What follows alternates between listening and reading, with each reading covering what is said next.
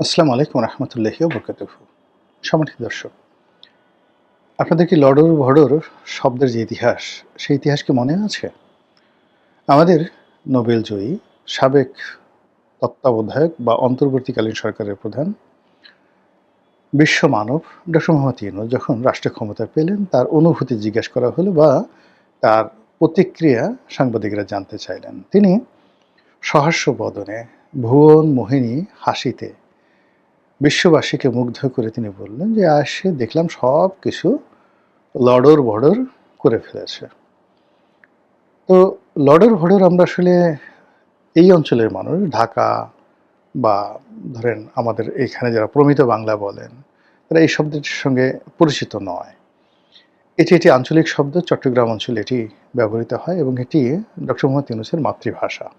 লডর-ভডর অর্থ বিশৃঙ্খল, এলোমেলো, একটার সঙ্গে আরেকটা লাগিয়ে দেয়া। আপনি যদি পুরনো ঢাকাতে যান, যেয়ে দেখবেন যে সেখানে যে ইলেকট্রিক লাইনগুলো যেভাবে রাস্তার উপরে আছে কিংবা রাস্তার দুই পাশে যেভাবে মানে সবকিছু এলোমেলো হয়ে পড়ে আছে, এটাকে চট্টগ্রামের লোকজন আঞ্চলিক ভাষায় বলা হয় লডর-ভডর।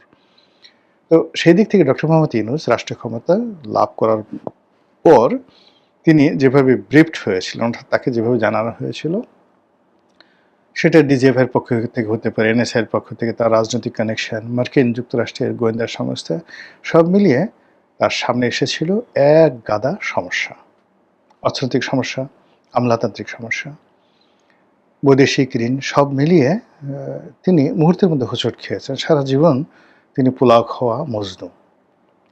তার কর্মীরা, তার লোকজন, তার যারা এই ইভেন্ট ম্যানেজমেন্ট করেন, তারা সারা জীবন তার জন্য কাজ করে তাকে একটা চমৎকার মাইক আর একটা মঞ্চ তারা সারা জীবন দিয়েছেন। তিনি মঞ্চে গিয়ে কথা বলেছেন আর চেকে সিগনেচার করেছেন আর ব্যাংক ভরে টাকা দিয়ে গেছে বিভিন্ন লোকজন। জীবনের এই পর্যায়ে তাকে খুব বেশি পরিশ্রম করতে হয়নি, শুধু কৌশল করতে হয়েছে, বুদ্ধি করতে হয়েছে, চালাকি করতে হয়েছে। কিন্তু রাষ্ট্র পরিচালনাটা যে গ্রামীণ ব্যাংক চালানো নয়, রাষ্ট্র পরিচালনাটা নোবেল পুরস্কার পাওয়া নয়। রাষ্ট্র চালানো এখানে ড্যানন কিংবা ধরুন অলিম্পিকের মশাল পরিচালনা করা, ড্যানন কোম্পানি বাংলাদেশে আনা, গ্রামীণ ফোন চালানো, এইগুলোর মতো নয়। এটা অ্যাবসলিউটলি একটা ভিন্ন বিষয়। হিউম্যান ক্যারেক্টারিস্টিক্সের সর্বোচ্চ গুণাবলী, সর্বোচ্চ যোগ্যতা আপনার থাকতে হবে, অথবা আপনার না থাকলেও চলবে। আপনার পাশে অ্যাটলিস্ট 9 জন লোকের, ইতিহাস প্রমাণিত, দেয়ার আর 9 জুয়েলস। আপনার পাশে যদি 9 জন সর্ব বিষয়ে বিশেষজ্ঞ, চরিত্রবান, যোগ্যতা সম্পন্ন, শিক্ষিত, মার্জিত, বীর, এরকম 9 জন লোক যদি থাকেন, তাহলে আপনি খুব কম জ্ঞানী হলেও, ফাঁকিবাজ হলেও, এমনকি ঘুমিয়ে থাকলেও আপনি চমৎকার একটি রাষ্ট্র ব্যবস্থা চালাতে পারেন। যেমন ধরুন চন্দ্রগুপ্ত মৌর্য, তার 9 জন জেনারেল ছিল বা 9 জন রত্ন ছিল, 9 জুয়েলস। এর মধ্যে চাণক্য ছিলেন। তো তিনি সুন্দর একটি রাজ্য চালিয়ে গেছেন। এই 9 জন যে জেনারেল, 9 জন রত্ন, 9 জন মন্ত্রী, আমির-ওমরা, তারা আবার তার ছেলে বিন্দুসার, বিন্দুসার জমানাতে ছিলেন। বিন্দুসার বলতে গেলে কিছুই করেননি, কিছুই করেননি। সে শুধু অলসভাবে কাটিয়েছেন, কারো উপকারও করেননি, ক্ষতি করেননি। কিন্তু তার বাবা যে রাজ্যটা রেখে গেছেন, সেই রাজ্যটা একেবারে চমৎকারভাবে চালিয়েছেন তার ওই 9 জন জুয়েলসের কারণে। আচ্ছা, তো একইভাবে ধরুন অন্যান্য যারা আছেন, ইতিহাসের যত বিখ্যাত, দেশে, দেশের বাইরে, সারা দুনিয়াতে সবারই কিন্তু এরকম একটা পরামর্শ সভা ছিল এবং সেই পরামর্শ সভায় 9 জন, 9 সংখ্যাটা রাজার জন্য খুবই গুরুত্বপূর্ণ। দেয়ার আর 9 জুয়েলস। সম্রাট আকবরের নবরত্ন সম্পর্কে আমরা তো সবাই জানি। মধ্যযুগে সম্রাট আকবরের নবরত্ন সভায় যে 9 জন জুয়েল ছিলেন, এইরকম 9 জন জুয়েলস সারা দুনিয়াতে ছিল না। সিমিলারলি নেপোলিয়ন বোনাপার্টের ছিল 9 জুয়েলস, সিমিলারলি জুলিয়াস সিজারের ছিল, কনস্টান্টাইনের ছিল, জাস্টিনিয়ানের ছিল, রোমান সম্রাট জাস্টিনিয়ানের ছিল, মার্কাস অর্লিয়াসের ছিল। তো এই যে ধরেন এই যে বিখ্যাত বিখ্যাত লোকদেরকে, ইভেন আলেকজান্ডার, তারও কিন্তু 9 জন জুয়েল ছিল এবং সেই জুয়েলের প্রধান ছিলেন প্লেটো। এই অবস্থা। আর্কিমিডিস, যে প্রাচীন গ্রিক সম্রাটের সভাসদ ছিলেন, 9 জুয়েলসের অন্যতম ছিলেন আর্কিমিডিস। কনফুসিয়াস, তিনি একটা তার যে চীন সম্রাট, সেই চীন সম্রাটের অন্যতম সভাসদ ছিলেন। 9 জুয়েলসের প্রধান জুয়েল ছিলেন কনফুসিয়াস। এইভাবে আপনার যদি বুদ্ধিমান জ্ঞানী লোকজন থাকে তাহলে আপনি চোখ বুজে কাটাতে পারেন। ডক্টর মোহাম্মদ ইউনূসের যে সফলতা, সেই সফলতার পিছনে এরকম 9 জন জুয়েলস ছিল, ফলে তিনি সফল হয়েছেন। জিয়াউর রহমানের 9 জুয়েল ছিল, তারপরে এরশাদ সাহেবের 9 জুয়েল ছিল, এবং বিভিন্ন সেক্টরে তার 9 জুয়েল ছিল। তার সে দেয়ার ওয়াজ গ্রেট 10, G10 বলা হয়, 10 জন সচিবের একটা গ্রুপ ছিল এরশাদ সাহেবের। এর মধ্যে পলিটিক্যাল সেক্টরে তার এরকম 9 জুয়েল ছিল। তাদের পরামর্শে এরশাদ সাহেবের অত লেখাপড়া, অত জ্ঞান গরিমা, এত কিছু ছিল না, শুধু একটা ভালো যাকে বলে এরকম একটা সঙ্গ থাকার কারণে সে 9টা বছর দেশকে উপহার দিয়ে গেছে। শেখ হাসিনার এরকম 9 জুয়েল ছিল।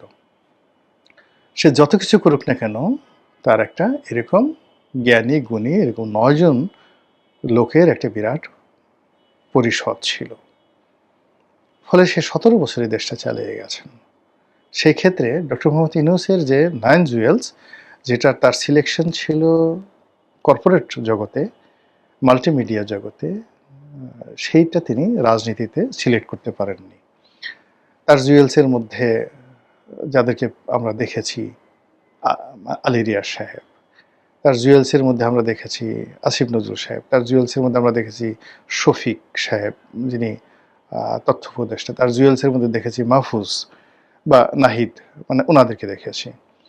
তো বোঝার চেষ্টা করেন, ফলে তিনি ফেল করেছেন। এখন জনাব তারেক রহমান সাহেবের 9 জুয়েলস কারা কারা আছেন যদি দেখেন, সবচেয়ে এই মুহূর্তে তার পক্ষে যারা খুব সরব, একের প্রান্তিক থেকে শুরু করেন। 1 নম্বর হলো আমজনতা দলের জনাব তারেক রহমান, সবাই যাকে আমতারেক হিসেবে জানেন। 1 নম্বরে তাকে সবচেয়ে প্রমোট করেন। 2 নম্বরে যে তুমি ধরেন আমতারেক সাহেবের পরে, সেটা হলো রাশেদ খান, যাকে তিনি সচিব পদে নিয়োগ দান করেছেন। রাশেদ খানের পরে যদি আপনি ধরেন, তার পক্ষে কথা বলেন, সবচেয়ে বেশি কথা বলেন নুরুল হক নুরু, গণ অধিকার পরিষদ, এটা হলো 3 নম্বর জুয়েল। 4 নম্বর জুয়েল আছেন আন্দালিব রহমান পার্থ। 5 নম্বর জুয়েল আছেন যারা তার পক্ষে কথা বলেন বা রাজপথে আছেন, সেটা হলো যুবদল নেতা নয়ন। যুবদল নেতা নয়নের পরে তার সঙ্গে আছেন জুনায়েদ সাকি, 6 নম্বর। তো জুনায়েদ সাকির পরে সরকারের যে গুরুত্বপূর্ণ ব্যক্তি আপনি যদি ধরেন, সেটা হলো যে ওনার একেবারে খুব কাছাকাছি ওনার ডেপুটি বা প্রেস সেক্রেটারি আছেন, সবসময় ওনার সাথে থাকেন, এরকম তাকে ধরে নেওয়া হয় তিনি 9 জুয়েলসের মধ্যে একজন। 7 নম্বর, আমি ভদ্রলোকের নাম এখন মনে করতে পারতেছি না। এরপর মীর শাহে আলম, তাকে মনে করা হয় 9 জুয়েলসের অন্যতম কুশীলব। আর হলো সালাউদ্দিন সাহেব। তো এই যে 9 জন ব্যক্তি আমি বললাম, এই 9 জন ব্যক্তি দেখবেন যে জলে, স্থলে, অন্তরিক্ষে যারা সবসময় তারেক রহমান সাহেবের রিপ্রেজেন্ট করেন, তার পক্ষে কথা বলেন, ন্যারেটিভ তৈরি করার চেষ্টা করেন এবং প্রতিপক্ষর বিরুদ্ধে যুদ্ধ, লড়াই, সংগ্রাম করতে সাহায্য করেন। তো এই 9 জুয়েলসের যে সফলতা, এই সফলতার দ্বারা এখনো পর্যন্ত গত 6 মাসে সরকার ওই যে একটা ঐতিহাসিকভাবে শেখ হাসিনার কাছ থেকে যে একটা লড়র ভড়র মার্কা একটা দেশ পেয়েছেন ডক্টর মোহাম্মদ ইউনূস, তিনি এটাকে আবার লর্ডর ভর্ডর টু দি পাওয়ার স্কোয়ার, বা ওই যে আছেন A+B হোল স্কোয়ার, তো লর্ডর ভর্ডর হোল স্কোয়ার, লর্ডর প্লাস ভর্ডর হোল স্কোয়ার, এই হোল স্কোয়ার করে তিনি রেখে গেছেন এবং সেটা তারেক রহমান সাহেব গ্রহণ করেছেন। এখন তিনি এবং তার এই যে 9 জুয়েলস, তারা গত 6 মাসে এই লর্ডর প্লাস ভর্ডর হোল স্কোয়ার এটাকে কিউব করেছেন নাকি এটাকে রুট ওভার করেছেন, এটাকে কি কিউবের পরিবর্তে আরও বেশি করেছেন, এটা আপনারা সিদ্ধান্ত নেন। কিন্তু আমরা যেটা দেখতে পাচ্ছি সেটা হলো রাষ্ট্র কিভাবে চলছে আমরা কেউ সুনির্দিষ্টভাবে বলতে পারছি না। রাষ্ট্র কিভাবে চলবে এই ব্যাপারে আমরা কোনো আশাবাদী কোনো রকম চিন্তা চেতনা স্বপ্ন আমাদের মধ্যে নেই। এই সরকার আসলে কতদিন টিকবে? এরকম প্রশ্ন যদি আপনি মানুষের কাছে শুনেন, আপনি একটি ইতিবাচক কথা জনতার কাছ থেকে, মানে যারা বিএনপির যারা কট্টরপন্থী লোকজন আছে তারা তো সবসময় বলবে যে এই সরকার কিয়ামত পর্যন্ত চলুক, 2041 সাল পর্যন্ত চলুক, তারেক রহমান সাহেবের পরে জায়মা আসুন, জুবাইদা আসুন, তারা সবাই তাকে সমর্থন করবে। কিন্তু আপনি যদি একেবারে জনতা যারা বিএনপি করে না, আওয়ামী লীগ করে না, জামাত করে না, তাদের কাছে জিজ্ঞাসা করেন একটা সিঙ্গেল ভালো শব্দ গত 6 মাসে সরকারের ব্যাপারে জনতার কাছ থেকে আসেনি। তো কাজে আগের যে লডর ভডর সেই লডর ভডরটা এখন আরো বেশি লডর ভডর হয়ে গেছে। একটা মানুষ বেঁচে থাকে তার স্বপ্ন নিয়ে আর তার স্মৃতি নিয়ে। আমরা যদি গত 17 বছরের স্মৃতি চিন্তা করি, শেখ হাসিনা জমানার 15 বছর, ডক্টর মোহাম্মদ ইউনূসের 2 বছর, এই 17 বছরের স্মৃতি। তার আগে 1/11-এর যে স্মৃতি, আমাদের কাছে এখনই মনে হচ্ছে 1/11টা আসলে আমাদের একটা সুখ স্বপ্ন ছিল।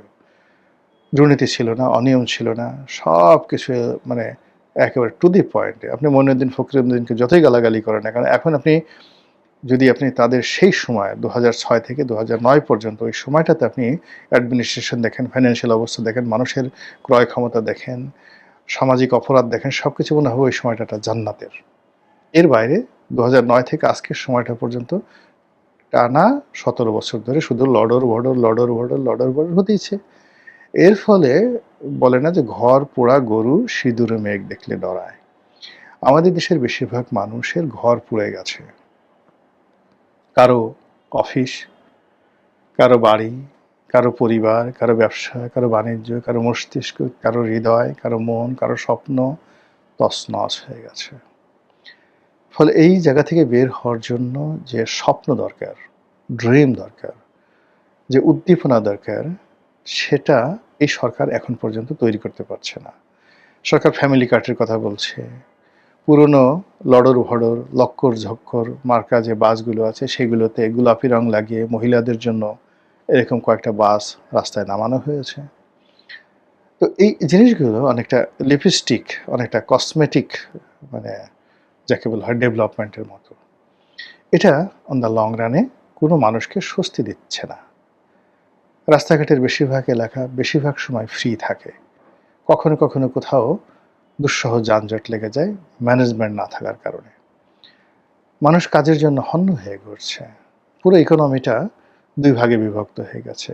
সামান্য কিছু মানুষ, সেটা ঘুষ হোক, দুর্নীতি হোক বা বড় বড় কর্পোরেট যে কাজগুলো হোক, তারা মানে 2 হাতে বস্তায় বস্তায় টাকা উপার্জন করছে, শেষ করতে পারছে না। এদের সংখ্যা লাখেও নয়, 10 লাখে।